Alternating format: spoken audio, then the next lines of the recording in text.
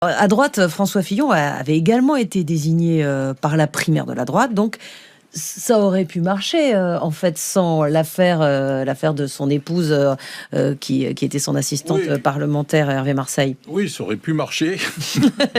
Disons que c'est un accident. Non, mais c'est un accident qui est pas vraiment. C'est un accident pour le coup sur le parcours qui était pas vraiment prévisible. Si aujourd'hui on pense primaire, c'est vrai que ça paraît une bonne martingale en se disant il y a tellement de gens à droite comme à gauche, donc il faudrait essayer de départager, quoi. Trouver une méthode. Mais je pense que malheureusement, on n'a plus le temps. On n'a plus le temps de préparer des primaires parce que ça se fait pas en 5 minutes. Il faut d'abord savoir qui accepte d'y aller.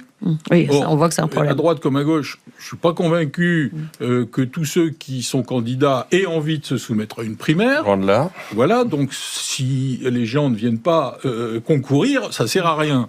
Ensuite, on ne parle qu'à ceux qui sont concernés, c'est-à-dire à l'électorat susceptible de voter. Ensuite, ça crée des fractures. On l'a vu, vous parliez à l'instant de François Fillon, on a vu qu'il y a eu des fractures et que ceux qui ne sont pas choisis, en général, en gardent beaucoup de ressentiment. Oui, parce qu'à l'issue d'une primaire, il faut être sûr que tous ceux qui n'ont pas été élus vous soutiennent. Voilà, sinon, ça ne sert à rien. Il faut emmener tout le monde. Donc, et puis, c'est pas évident, à la sortie, d'avoir un projet. Parce que Monsieur Delaporte dit il y a des débats. Oui, mais ça ne fait pas un projet. Il faut quand même rapprocher le projet des uns et des autres. Parce que entre ceux qui pensent quelque chose et ceux qui pensent totalement autre chose, il faut pouvoir faire en sorte que tout le monde se retrouve dans le même projet. C'est pas évident. Okay. À droite, pour l'instant, la porte a été refermée par Bruno Retailleau et il a été désigné lors d'un vote le 19 avril par son parti, les LR, et il devait trancher les militants entre le choisir lui et lancer des primaires, en gros. Laurent Wauquiez a parlé d'un scrutin pour rien, David Lisnard d'un vote truqué. C'est une embrouille, en fait, ce vote? C'est les affaires internes aux Républicains. Mais pour revenir à ce que disait M. Delaporte à l'instant, il y a quand même un sujet majeur à gauche. C'est qu'il y a en gros des législatives quasiment en même temps que les présidentielles. Bon. Et à gauche comme à droite, il faut clarifier. Est-ce que on fait avec LFI ou pas ? Et voilà, parce les primaires, je veux dire, c'est bien de faire des primaires, mais à la sortie, moi je sais pas, imaginons que M. Glucksmann accepte de faire une primaire et qu'il sorte vainqueur. 5 semaines après l'élection présidentielle, en gros, il y a des élections législatives. Ça a le même niveau d'importance que la présidentielle. On ne va pas continuer encore 5 ans de plus sans majorité. Vous êtes parti sur la gauche, on était plutôt sur la droite. Oui, à droite, c'est la même chose. Il faut clarifier. Il faut que les gens disent avec qui ils sont prêts à travailler, avec qui ils ne sont pas prêts à travailler. Et il faut avoir un socle qui soit le plus large possible. Les sympathisants des Républicains voudraient plus une union des droites que les sympathisants du Rassemblement national, puisque eux, logiquement, ils sont bien devant, ils n'ont pas forcément besoin de pièces rapportées. Qui pensent que ce n'est pas nécessaire. Qu'est-ce que ça vous inspire, Hervé Marseille ? Non, mais c'est pour ça que je parlais de clarification, parce qu'il faut savoir dans chaque camp avec qui on veut travailler, jusqu'où ça va. Et je pense qu'il faut être assez clair pour la droite républicaine et le centre. Il n'est pas question de travailler avec le RN. Donc à partir de là... Ni même Éric Zemmour. Parce que là, on parlait de la primaire qui allait jusqu'à Éric Zemmour, pas jusqu'à RN. Oui, certains à droite veulent aller jusqu'à Sarah Knafo et Éric Zemmour, Laurent. Voilà, c'est pour ça qu'il faut clarifier. Qui est d'accord pour faire une primaire et jusqu'où ça va, quoi, avec qui on travaille. Or, il n'y a personne qui est clair là-dessus. Et c'est pour ça qu'on n'a pas le temps. On est au mois de juin. Bientôt, il va y avoir le mois de juillet, les vacances, etc. On va tomber dans le budget à la rentrée. Pendant qu'on discute de tout ça, il y a de moins en moins d'électeurs. Il y a plus de candidats que d'électeurs bientôt parce que on voit que les voix partent aux extrêmes, notamment au Rassemblement national qui vient de prendre dans le dernier sondage Harris, je crois, 6 points. Jordan Bardella. Donc tout va bien. S'il prend 6 points toutes les semaines, on va plus se poser de questions bientôt. Donc je pense qu'il faut aussi raison garder. Les élections présidentielles, ça n'est pas demain matin, c'est dans 1 an. Alors je comprends qu'on s'émeuve un peu en disant il y a beaucoup de candidats, mais c'est dans 1 an.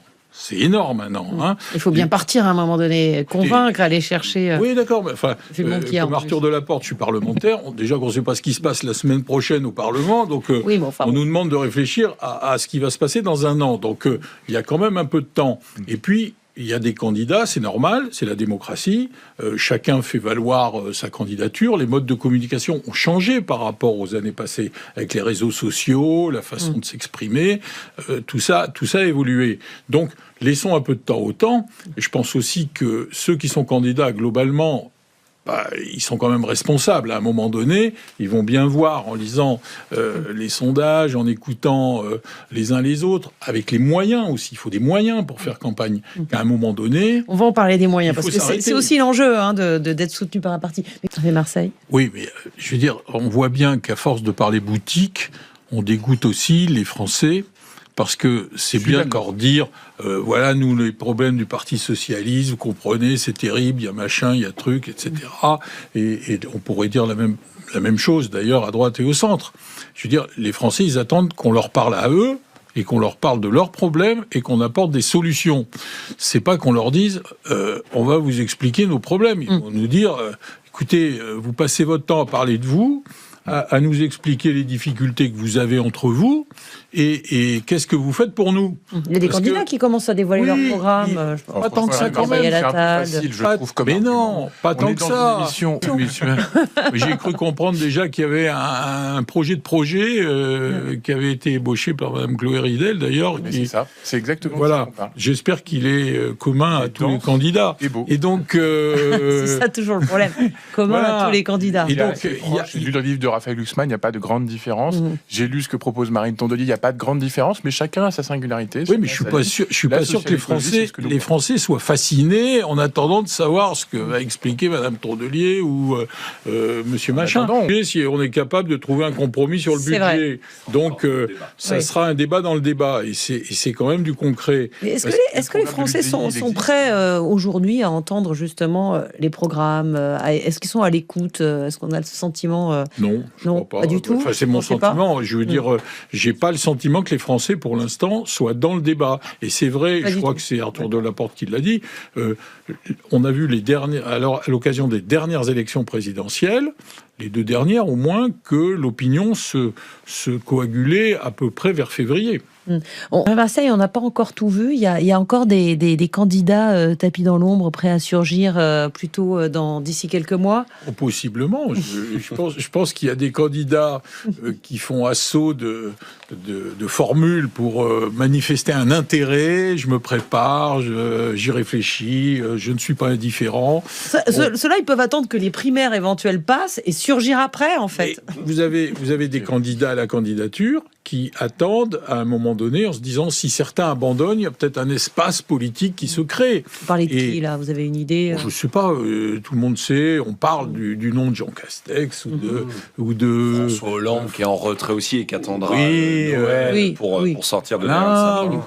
Plus visible quand même. Il y a Mathieu Pigasse, je veux dire, qui n'est pas aujourd'hui dans le circuit politique et un banquier d'affaires, propriétaire de certains médias, qui commence à faire savoir qu'il se tient prêt, il rencontre énormément Olivier Faure, Jean-Luc Mélenchon, et qu'il veut être utile, pourquoi pas, en posant une candidature. Donc on n'est pas à l'abri de nos surprises, peut-être. Et là, c'est pour ça que faire des primaires, il faudrait qu'il y ait tout le monde, parce que sinon, c'est une primaire sans tout le monde.